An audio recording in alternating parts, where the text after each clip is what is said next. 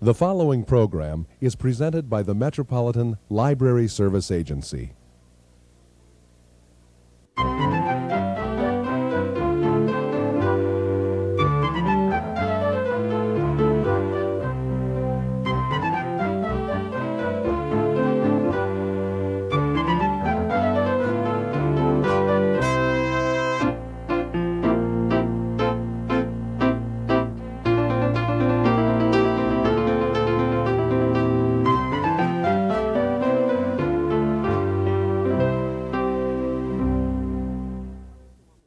Hello, welcome to All About Kids, a program focusing on the interests of children and young people and some of the issues affecting them. Our guest today, Swedish storyteller and child psychologist Ulf Arnstrom, will be talking with Larry Johnson, a storyteller and video teacher in the Minneapolis Public Schools. They'll be talking about the importance of storytelling and helping children with language development and pre-reading skills. They'll also share a story or two. Ulf, welcome to Minnesota and to All About Kids. Thank you. You're welcome. Now, I know that you came here from Sweden through New York, but maybe for everybody that's listening in with us today, could you tell us the story of how you got to Minnesota? I started telling stories about 85, and I wrote to organizations in USA, and I got a letter back from Marcia Lane, storyteller in New York, and we had her come over to Stockholm to tell stories 2 years ago, and now she invited me over, and she sent me also to you and Minnesota. That's right. She called, we met Marcia several years ago when she came through here on the Amtrak Odyssey storytelling tour, and we had her do some things, and then we've been to New York, and she called and said you were coming to New York and the only other place you wanted to go to was Minnesota. Yeah. Is that right? Yeah, because I think I have some relatives here somewhere, but I don't know them. Well, I hope you can figure that out before you go. Well, I'm glad you're here, and I'm glad that we're going to hear some stories and talk a little bit about what you do with storytelling in Sweden, and have some stories out in the community while you're here too. I'm glad you're here. Could I get you to tell us a story right away before we do anything else?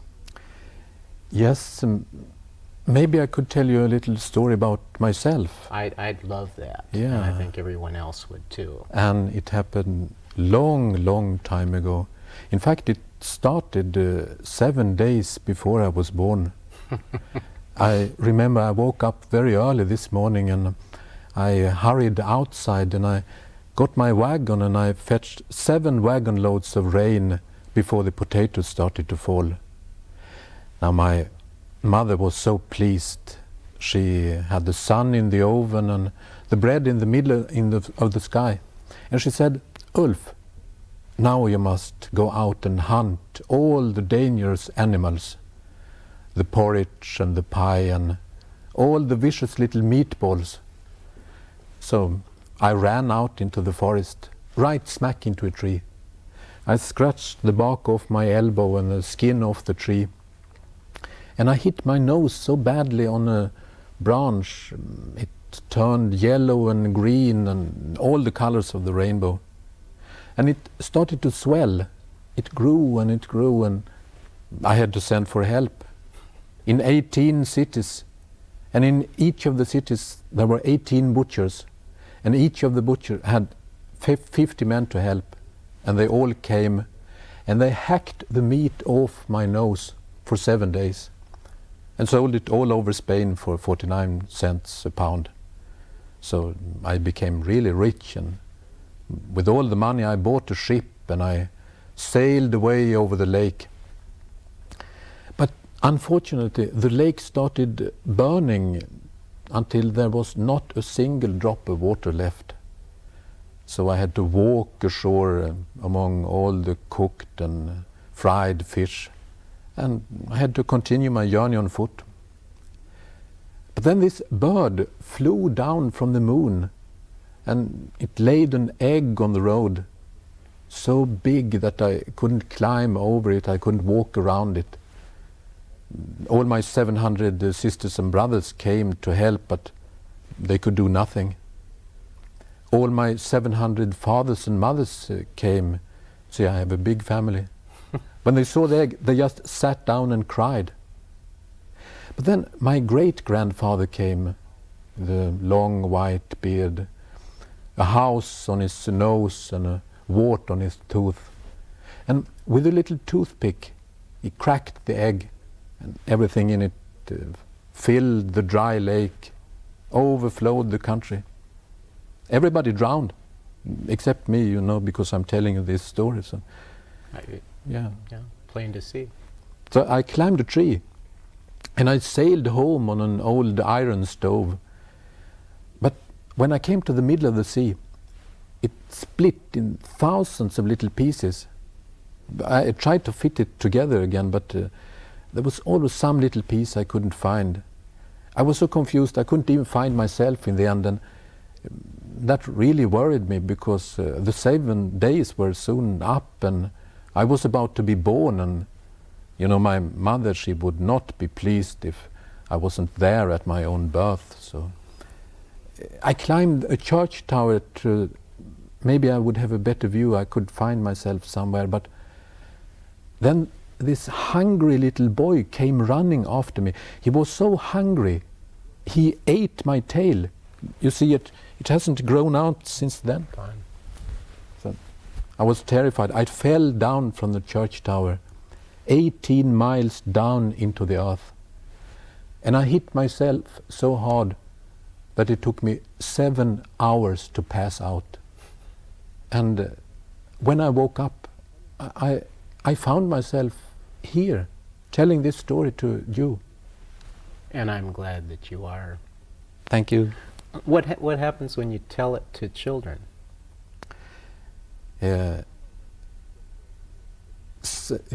Some of them get the idea immediately that anything could happen. Yeah. Some of them are a little cautious what is going to happen, but in the end they relax, and I can see that thoughts are going wild inside their heads, and they laugh. Yeah. Now, of course, I believe that it's absolutely true, but for people that might have a different hit on how that works, how did you put that story together? How did that come together that way?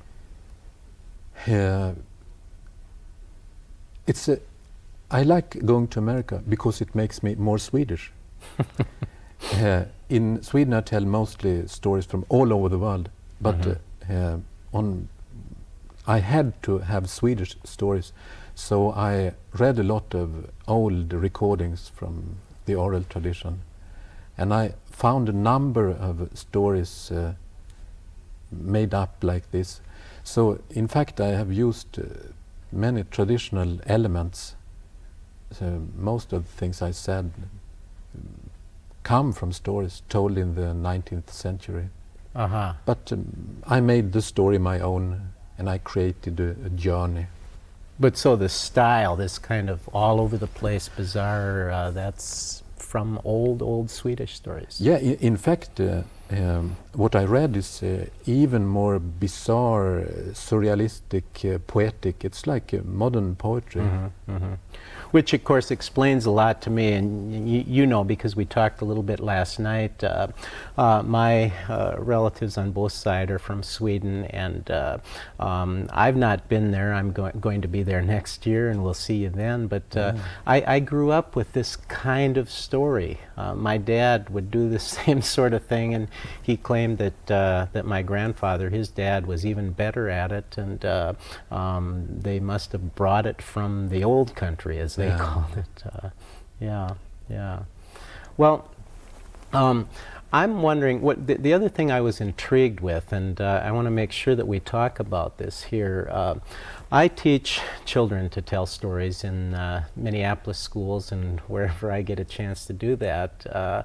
And I was real excited when I heard that that's something that you've done work with as well. Could you talk a little bit about that, about getting children involved in telling stories?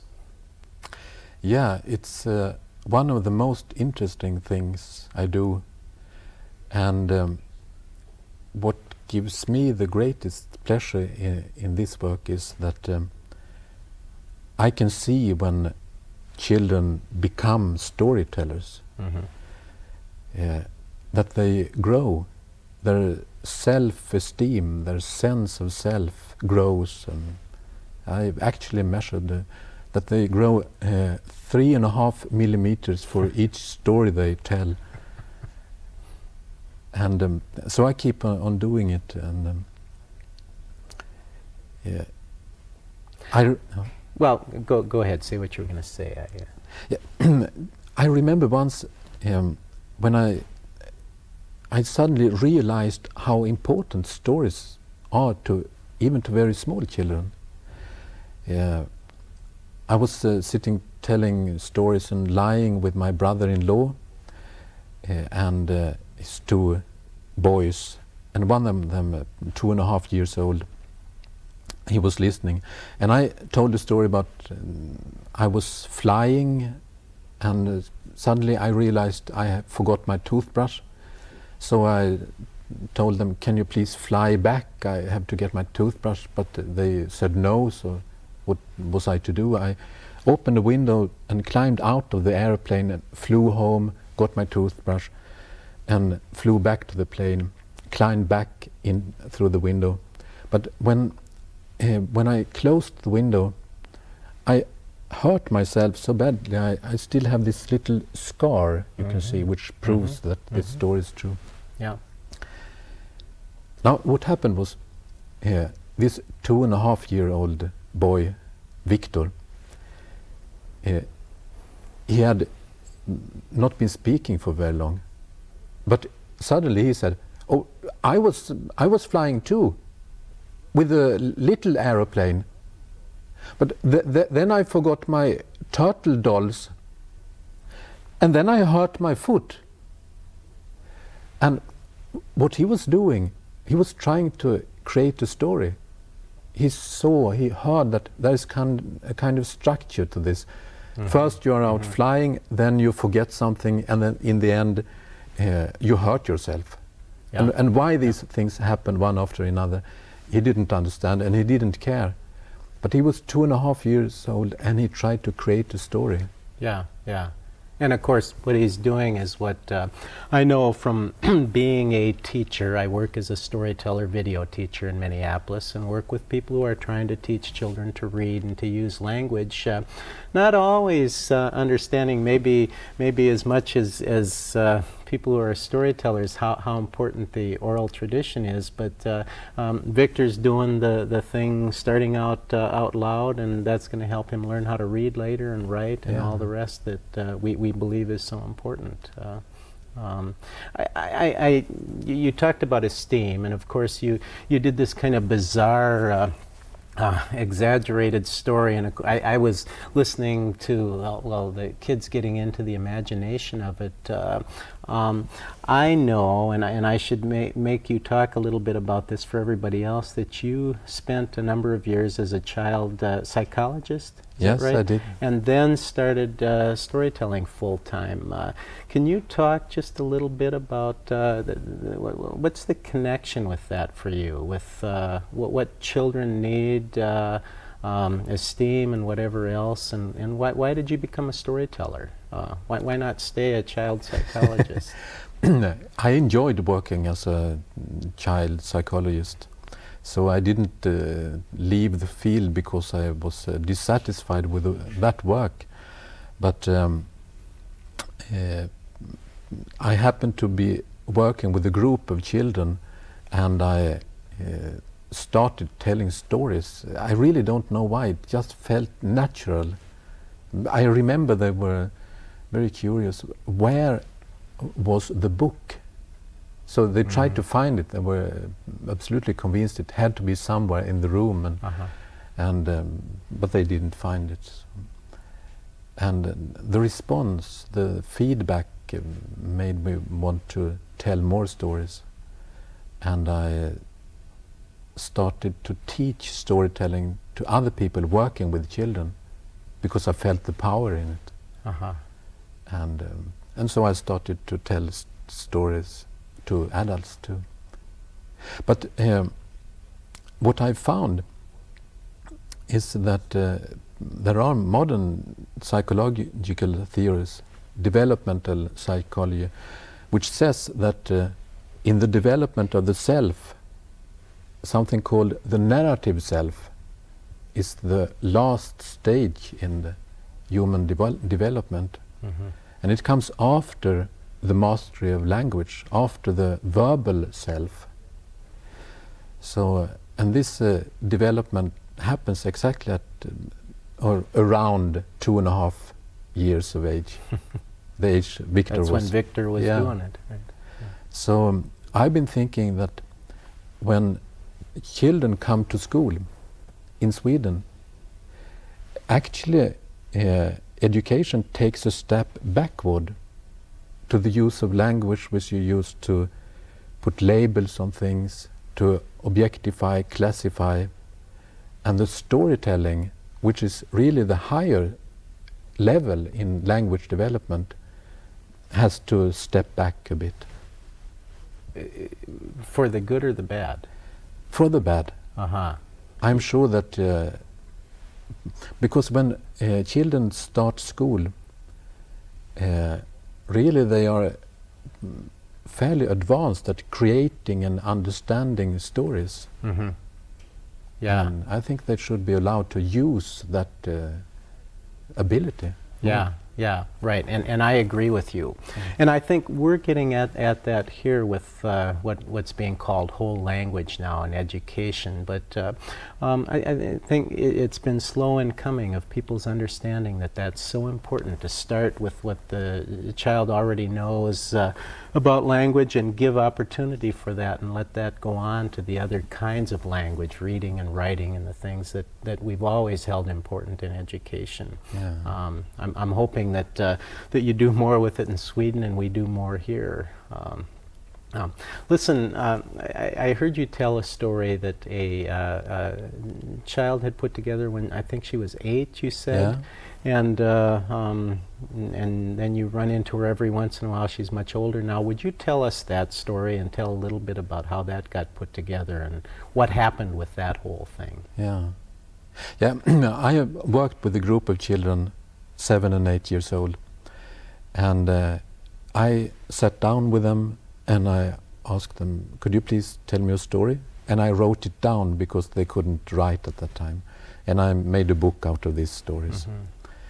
And I remember this story. I know which one you're thinking about, also because I meet this girl who is now a teenager sometimes, and that reminds me of this story. It's a kind of myth, really. Yeah, tell it. I want to hear it again. Right? In Swedish we say, when we start a story, instead of once upon a time, we say, det var en gång. And this is the story of the secret of the yellow flower. Det var en gång a girl named Anna.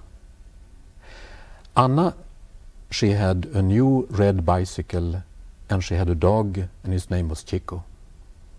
Now, in this country where Anna lived, there was a lot of factories. Some of them made things people needed. Some of them made things people didn't need. But what happened was that one day these factories, they started to grow and swell. So one day all of them burst and exploded, and dirt and perfume and oil flew all over the world. So Anna's bicycle turned all brown, and Chico got a lot of dirt in his fur. and all the trees died.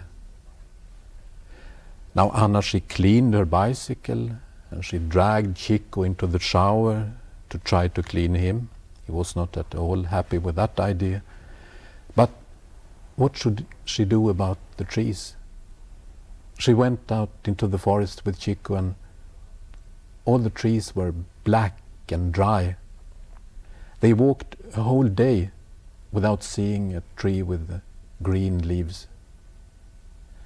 The sun began to set, and then finally she saw one tree with green leaves, and in the top of it there was something yellow.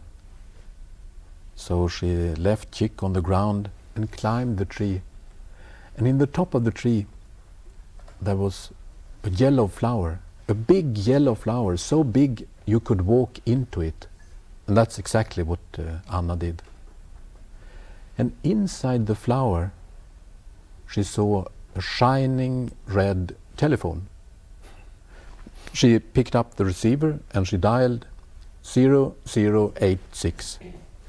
And a voice said, "Ja, hallå, det är skogen. Vad kan jag stå till tjänst?" That's Swedish, and it means, "Oh, hello, this is the forest. What can I do for you?" And Anna said, "Ja, hej, det är Anna. Du förstår alla träden och det. Kan du göra någonting åt det?" Which means, "This is Anna. You see, all the trees have died. Can you do something about that?" "Ja, jag ska försöka," sa skogen. The forest said, "I'll try to do something." So Anna, she climbed down the tree to Chico. But when she looked up in the sky, she saw black clouds forming, and she thought maybe we should hurry home before we get wet. But it wasn't really rain clouds. It was a huge flock of birds. And each bird had a seed in its beak. And the birds let go of the seeds, and they fell like a rain down into the earth, and trees grew up, and so earth was made green again. It's even better the second time. I love that story. Thank you. She said, I must tell you, she said, "I found part of it in a book, part of it I dreamed, and the rest I made up myself." There you go. But now, what would you say to somebody, and I'm sure you've heard this too, who'd say, "That's just stupid. That's crazy. That's not true. That's a waste of time." To tell stories, to make up a story like that, or to even, or to retell it, or to let her do it. I think that when she can feel the mastery of creating a story and telling it, she's not as vulnerable to all these stories other people try to tell us. Because we live in a world when myths and stories are told on TV, by commercials, and somehow I think you must be able to create your own story. And put it out there. Yes, so you can create your own truth. Yeah. Because if you can't, you're defenseless to other myths, to other people's stories. Yeah, and I'm part of a growing movement that George Grubner has started out of Annenberg, where he's talking about we've got to get the stories back in the hands of people with something to tell, rather than corporations who mainly have something to sell. Yeah. And it's not like you shouldn't have one or the other, but boy, I need that power, and that 8-year-old girl needs that power. What about? We don't have a lot of time left to talk here today, and I'm real interested to hear what you would say to, you don't have to convince me. I've been telling stories to my children from the time they were little, and now Elaine and I have 5 grown-up children, and we're telling to our grandchildren. I believe in it, but what if I was a parent or a teacher who hadn't thought much about storytelling and children? What would you tell me about that, about the importance of it? I would say that when you invest time and energy into telling a story to a child, you're rewarded for it. You will get a feedback, and I think that the biggest reward you can get is to see your child becoming more confident, because he has used your stories to learn from. He gets the idea of the structure, he can recognize the atmosphere created, and someone has to show you that. This is something you can't read in a book, you had to experience it. And then he will be able to tell his life, his own life, in a more satisfying way, and he will end up having a richer life. And what better thing could anybody have?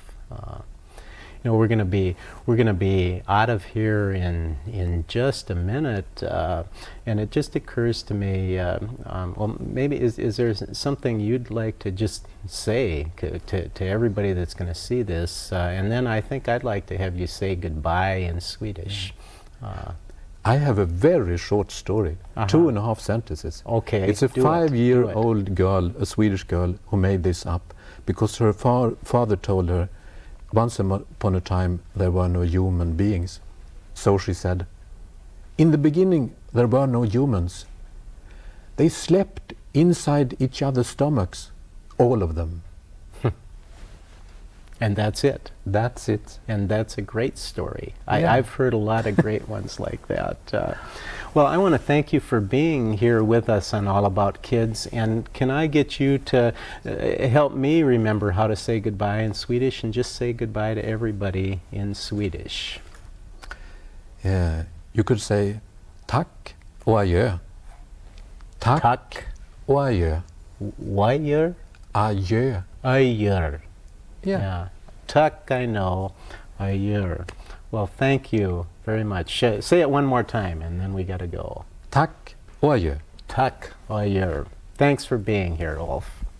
Thanks. Storytelling obviously helps children to learn to tell about their own lives.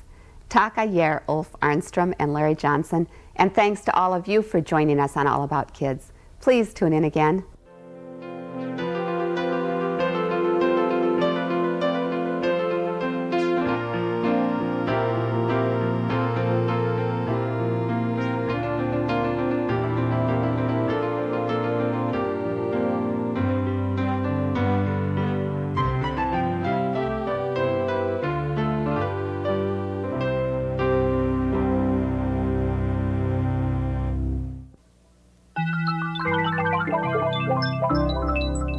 This has been a presentation of Hennepin County Library in conjunction with the Twin Cities Metropolitan Library Service Agency.